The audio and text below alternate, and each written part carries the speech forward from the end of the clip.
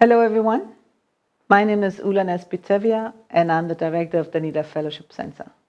And I'm delighted to welcome you to this Knowledge in Action talk that we call Global Voices for Change.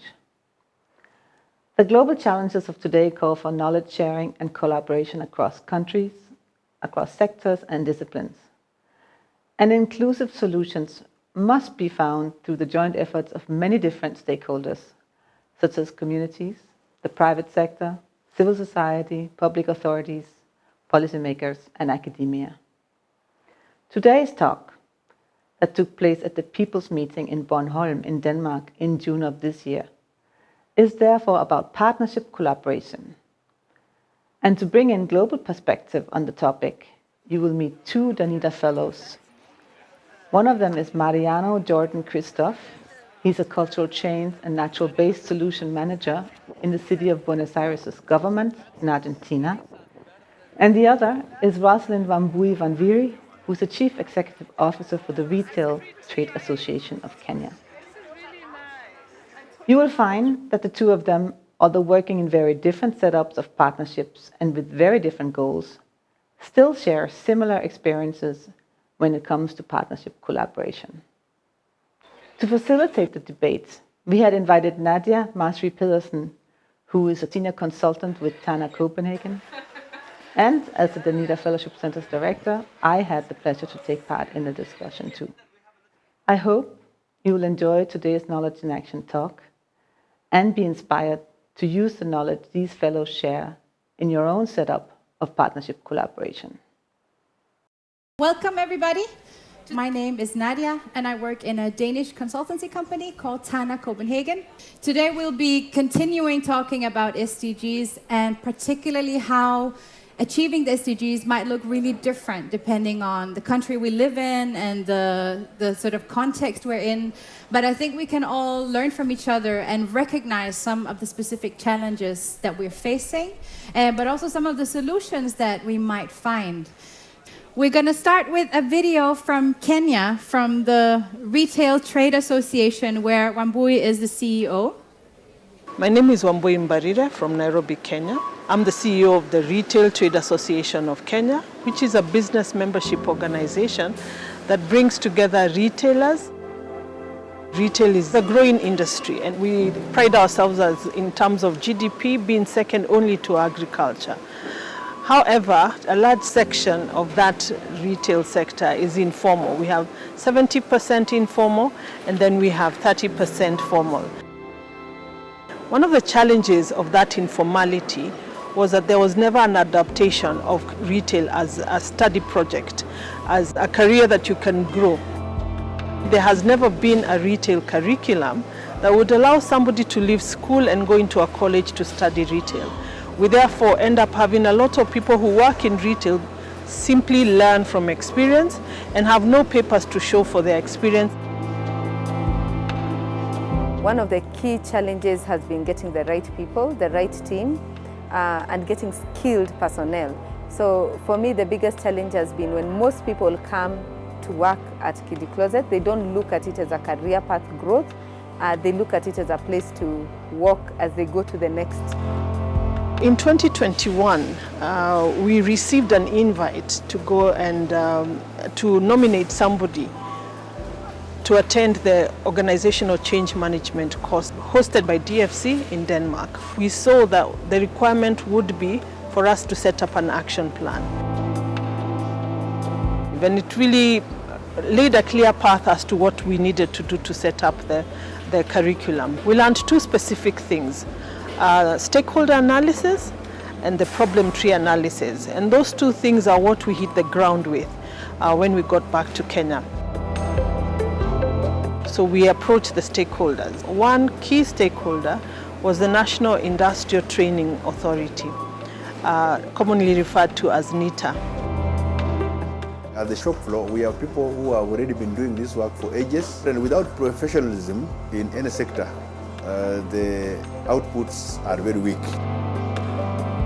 The floor shop employs the largest number of people and is customer facing, and therefore really it was very important to ensure that the person on the floor is trained I think we will have a curriculum in place for the end of the year. Then retail, unlike previously, will be looked at as a career, and that is our end goal, so that we can grow and develop to be an even bigger contributor to the economy of our country. So that was the first video from Wambui's work. And Wambui, you basically, when you were here, you had this dream of professionalizing the retail sector. When you then came back to Kenya, could you tell us a little bit about what were some of the steps you took? How did you get started on the path towards realizing this dream? Okay, so as captured in the video, we have 30% formal retail. A significant element of the rest of retail, which is 70%, is informal. So as I said, it's the second largest contributor to the economy. So meaning most people will leave school. If you don't get a job, you go into retail, whatever kind of retail. If you're a farmer, you'll grow maize, the excess you sell, which is retail. If you're good in art, you'll do your art and start selling it. But there's no method to how you go into retail. And I always say, if you walk into any Kenyan retail and ask somebody, so do you like your job or what are you doing here? They in most cases say, I'm doing this as I wait for a job. It's never viewed as a job. And that's the reason we saw the need to start a curriculum, so that when you go into retail, you start thinking of it as a career you can grow, and that will definitely make us much more a greater contributor. So when we went back, it's a conversation that the country has had for very long, because we've had retail that grew to great levels and then came down because of lack of proper skills, one, and two, some element of corporate governance. So we had the discussions before. So when we went back, it was an easy discussion, especially with the National Industrial Training Authority. They helped us do a baseline survey, and we identified, unlike what I had thought when we were doing the course, that we needed a training curriculum for the managerial level, the survey showed that the real need is on the shop floor, because those are the people who interact most with the business. And remember, I'm a business membership organization, so I'm looking at it from the employer level. What are they looking to do to increase the baseline? As long as the customer is happy, he keeps coming back. So that's the person we need to focus. And for the employee as well, they start viewing this as a job and not just something I'm doing as I wait for a job. So we start a new career in the system. The survey then did a draft curriculum, which we then interrogated with human resource managers from the various outlets on the retail sector. And hopefully in July, we'll be validating that curriculum. By the end of the year, crossing our fingers because it's a political year, we should be able to have first draft that we can pilot test and then use that to train trainers of trainers who can then roll it out into the larger market. So it's going to be your members, employees that are going to be the first ones to receive these courses and this training and get a certificate, basically. Yeah. And once we can do one certificate, it means we can grow it to either a diploma and then take it further and get it into the university as a degree course. Yeah, eventually. That's the big dream. Fantastic. Thank you, Wambui. Very good. We're going to come back and discuss more about that. But just so you get a taste, we have two panelists today. So let's get a little bit of a visit to Mariano's project in Argentina.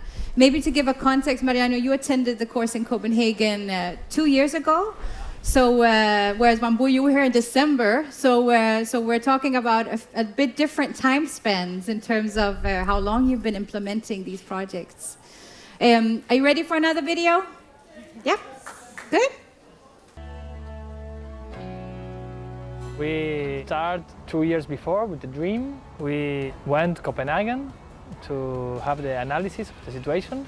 And after the course in change management, we began to develop some ideas that we have, that we like, but now with more impulse, more force. And that's ideas of more green, more blue, and with the support of Copenhagen and other stakeholders, we can explain here that it's not only a dream, that it's possible.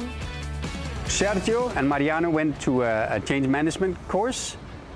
And in this course, they made a plan of how to change the culture of the city in terms of relating to the water while adapting to heavier cloudbursts, to a changing climate. And that has just been an overwhelming success. That mindset, that idea has spread in the city and has reached the highest level, where they have now decided for a vision to re-engage the city with water and give the chance for the citizens to engage with water.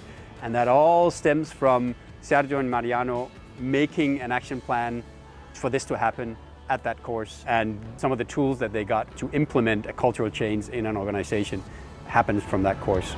When we came back from Copenhagen, we put in this cultural change inside the organization of Buenos Aires government some architects, Ramiro and Paula, that began helping us in putting in the project these ideas and putting in the table a multidisciplinary vision. So anthropologists, architects, engineers, environment specialists, and I think that was very powerful. We're imagining a city where people have more knowledge that they live in danger of flooding because they have water on all sides, not least underneath, but that citizens also have more accessibility to actually enjoy the water around them. The coast, to the main river, but also in neighborhoods with streams on the surface. I remember the last day of the course, we make a presentation. I remember that one of the pictures, the slides of the presentation, was the old people in 1920s swimming in the river, in River Plate, and like the dream. We used the same photo to present that to the chief government, so about bathing again in the river. So I remember the teacher says, oh, perhaps someday you can explain that to the decision makers in Buenos Aires City. Okay, and it's happened. So Mariano, this is it's also really interesting. We're shifting now to the Buenos Aires city government where you work, and your dream was basically for the people living in Buenos Aires to bathe again in the river. And for someone who has never been to Buenos Aires, could you tell us a little bit about how does it look like now, like for a regular citizen in Buenos Aires? Okay. Someone here has been in Buenos Aires? Not? You should go there. It's a very nice city. Very nice city. It's a city crossing by streams and rivers. But that rivers, before the foundation of Buenos Aires, were clean, and then with the development of the city, they get polluted. So they start to smell bad, and we have to cover them with streets. And with the years, the generations forgot that the streams and the rivers are down there, under there. And we also have a very, very big river, River Plate, that is in the video. A river so big that you don't see the other side of the coast. So it's more big than Malmö to Copenhagen. And a lot of water, but nobody bathing there because the streams flow to that river and that coast, and so it's not possible to have a bath there. So that's the context. And Mariano, you have a background in anthropology, right? You work with cultural change, with citizen engagement, and you work with a lot of engineers and architects and people from so many different disciplines.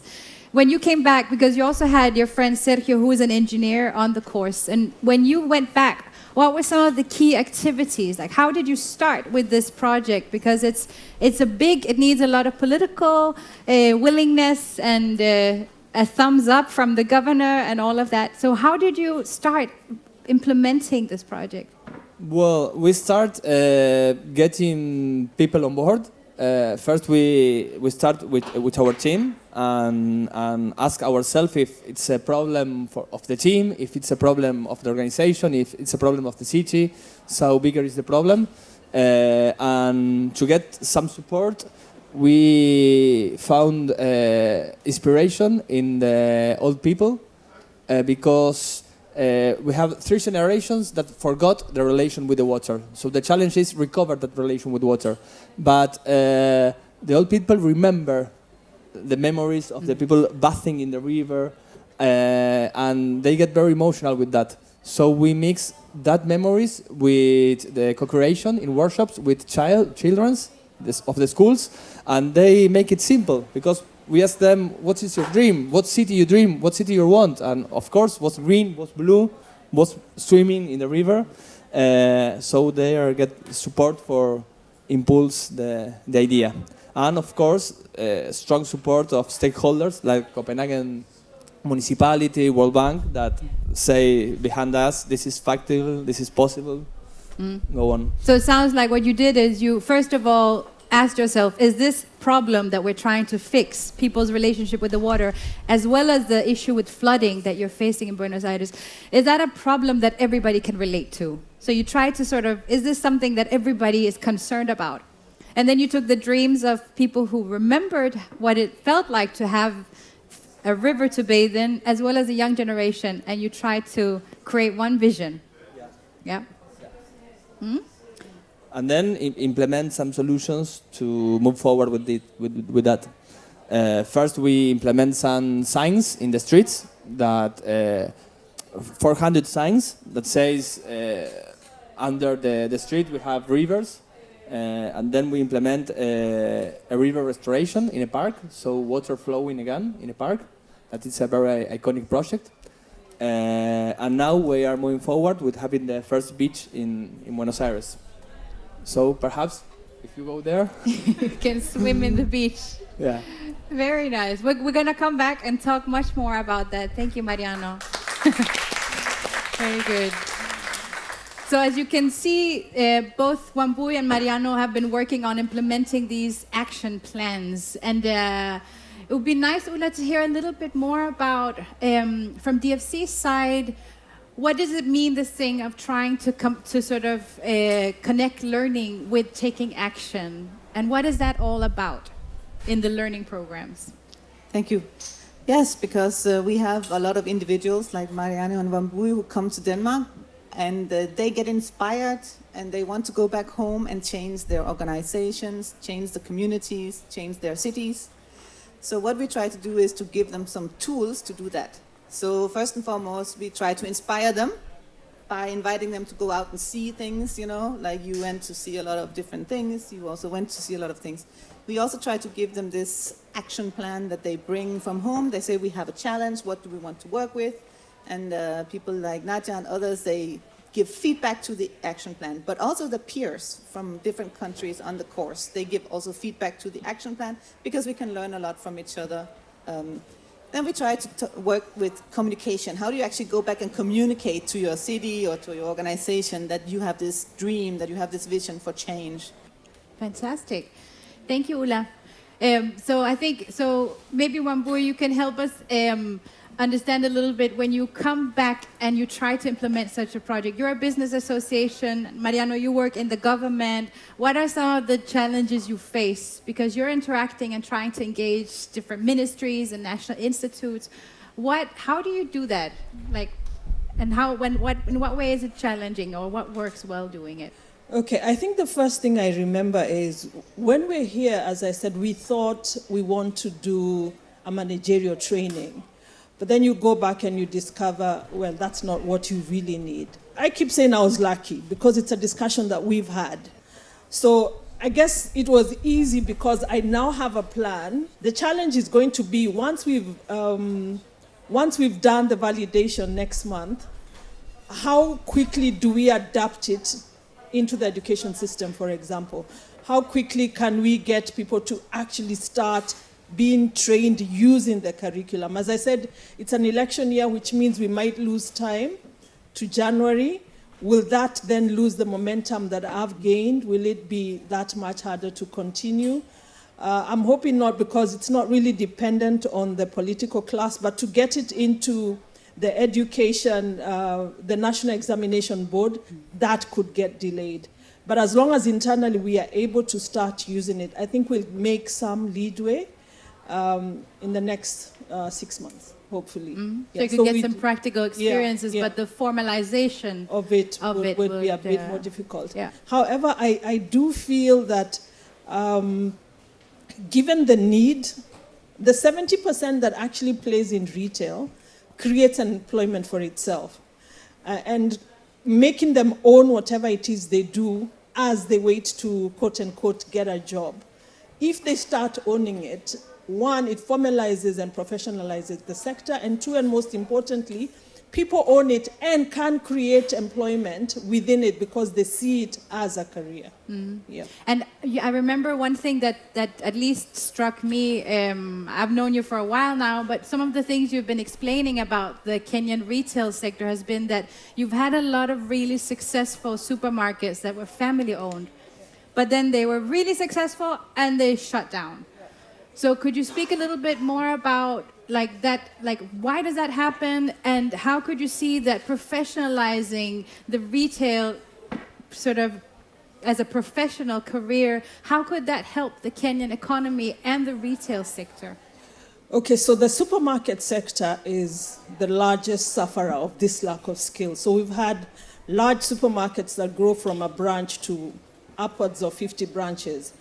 But then the people working within it are the same people I'm referring to as people who are doing this as I wait for a job. So you go in when you're in your 20s. When you're in your 50s, you're still there, but you're still waiting to get a job. You thought it was temporary. Yeah. But and you find yourself 50 years later. 20 years later, you're still there. Yeah. And the mentality of I'm looking for a job doesn't leave you. So how dedicated can you be to what you're doing? How serious are you about putting in structures that ensure you manage the business?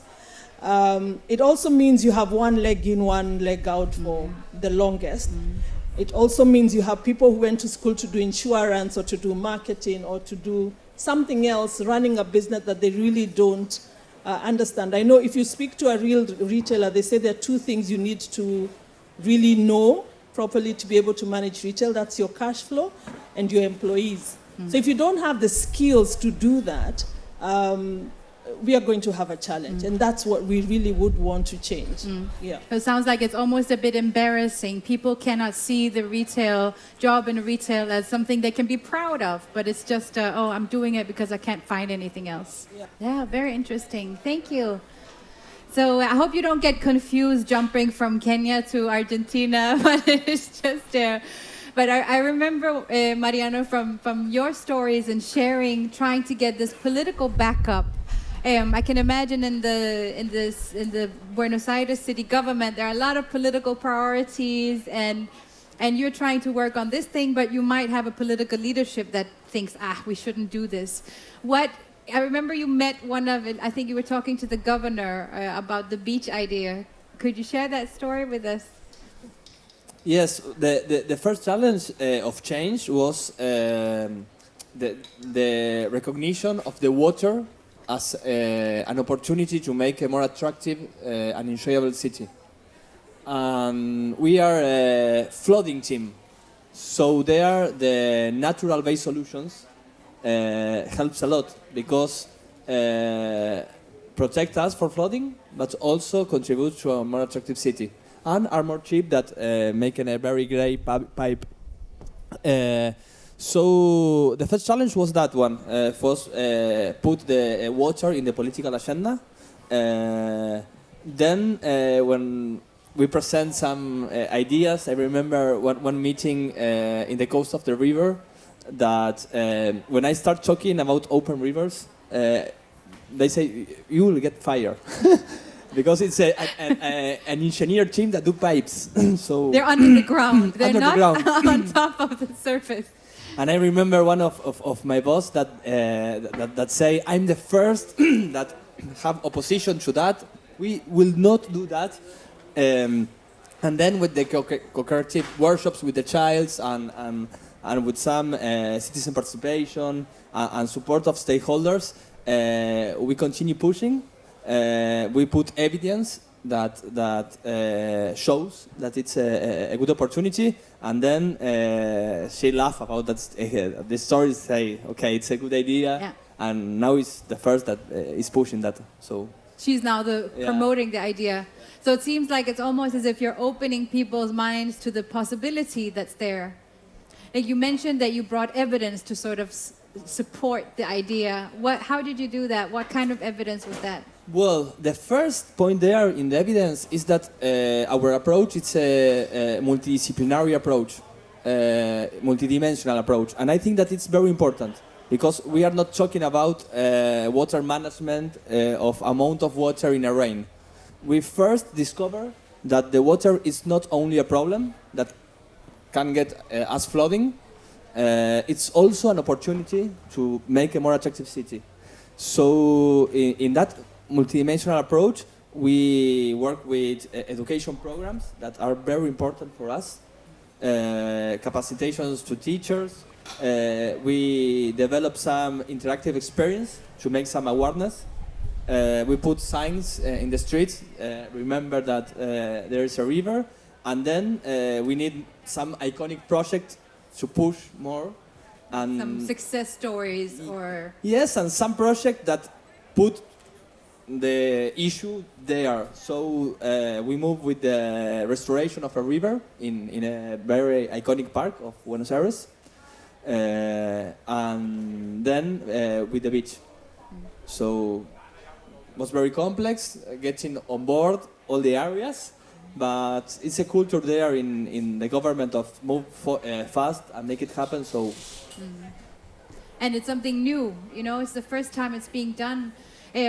I would be curious about hearing a bit more about your collaboration with Copenhagen, with the city of Copenhagen, and a bit more about how that exchange has been and what did it sort of give you, what did you get out of that collaboration? Well, it was fantastic, the collaboration. We started meeting in Buenos Aires, the embassy of Denmark in Argentina. We have a meeting and talk about the possibility of a collaboration. And we, the people of Copenhagen and our team don't want to talk, want to do. So we spend 3, 4, 5 months in signing the collaboration, but we start working the other day. And they come to Buenos Aires several times to work with us in design some of the river restoration or some validations. It was very important to work and send that information to another team that analyze and get feedback. That is an exercise very good. And then really when we talk with the other cities, it's a leader in water issues, Copenhagen, so it helps a lot, that support. That say it's possible. So we learn about the experience of the port of Copenhagen, how is the port some years ago, and how now it's clean and the possibility of passing there. And it's real work. We are writing an adaptation plan for climate change now together, presented papers in the Congress together, so make like one team. It was very nice. Very nice. Thank you, Mariano. I'm curious to hear if there's anybody in the audience that have some burning questions or anything you would like to hear more about. Hi, I'm Anna. As a former citizen of Copenhagen and now living here, I would be interested in knowing what about the pollution problem that you mentioned? What about the polluted rivers that ran into the area that you now choose to use for recreative purposes? Well, that's the key question of this challenge. And I remember one thing, that 2 years ago, we are not thinking in water. So what we are doing is first changing mind, to change habits, to change infrastructure, to change water safe pollutions. We move ahead of changing mind inside the government and changing mind and habits with citizens. And now we are develop the infrastructure change. So we are putting the beach in front of the river. So pushing ourselves to say, okay, we now have the sun, have the beach. We change all the urban planning of the coast. We are doing several public parks in front of the river because the city will give him the back to the river from 50 years. So with that in front, we put pressure ourselves to push more fast the water safe pollution. that we have to resolve with treatment plants and with some project that we are now developing. Thank you. Great. Any other questions? Yeah? Hi, thank you. So I was wondering, you talked a lot about the problem of getting people to take retail as a real career. And I was wondering, now of course you are trying to implement the training, but the people that already have an education, like you said before, do you think, how will you get them to change their mind and re-educate to change people's minds? So I think our intended first movers are people already working in retail. So working with the employers, it becomes a requirement for them to start training people who are already on the shop floor. That would be our first, and more so because a lot of the people on the shop floors are straight out of school. They haven't done any college course, for example. So that starts giving them a certificate that allows them to grow beyond just being on the shop floor. So those should be our first adapters, hopefully. And then we also make it something that when so I don't know how your education system works, but when you do what we call the fourth form, which would be, I think, year 12, when you're in year 12, you get to select what courses would you want to do when you go to college. So we are hoping we can get retail onto that list so that people leaving school can choose it as an option. And then that would also make it easier for us. But our first target will be the people already working within the retail sector. And hopefully the employers will support getting their employees get the skill for proper retail. Thank you. Very good. Any other questions? Yeah? Hello, I'm Faith, also from Kenya, and I'm so proud of you, Wambui. My question is to you. How different is the course from what we have in the universities, the entrepreneurship course?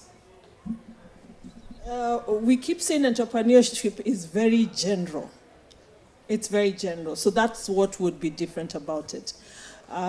If entrepreneurship served the purpose, we'd probably take it and amend it to, or panel beat it a bit to ensure it serves the same purpose. But it's a bit different, and it's too general in my view. Hence, it doesn't really achieve the intended course for anyone in any sector, be it manufacturing, be it retail, be it fashion, be it anything. It's very general. So with any course, I think if you really want it to serve a purpose, it has to then be tailor-made for the specific sector that you're looking at. And if I tell you, if you do entrepreneurship at the University of Nairobi, for example, does it give you the skill to go out and open a shop the next day? Yeah, it's very general. So it's a baseline for it, but it doesn't really move you to be able to manage the business yourself. And I think it's usually targeted to people who are already running a business. Yeah. I would just like to know, what was the main thing that you took away from your stay in Denmark? For me, that problem analysis was really key. So I think there's a system to identifying what you really need. So I say I'm in a managerial position. So basically, I should know what is the problem of my sector. And generally, I know we need skills. The course helped me drill down to a specific sector, which then changed when I went back home. But at least I now was in a position to be able to decide or pinpoint the real problem and where to start in fixing it. So I also have a final last question. If you should give us some advice, I'm not sure what everybody is working in or studying, but if you should give us in Denmark some advice, some lessons learned, the creme de la creme of this experience, what would you say? Stick to the dream, push the dreams, and try really to make it happen. Surf all the waves you can. Surf the waves. Surf all the waves you can. And also keep thinking if it's your problem or it's the problem of something bigger. Yeah. Thank you so much, everyone. This is all we have time for today. If you have any questions, feedback, or comments, please feel free to send us an email. Also, if you have suggestions for topics for the coming Knowledge in Action talks. Stay tuned for the next talk. We will announce it on our social media platforms and in our newsletter. Goodbye for now.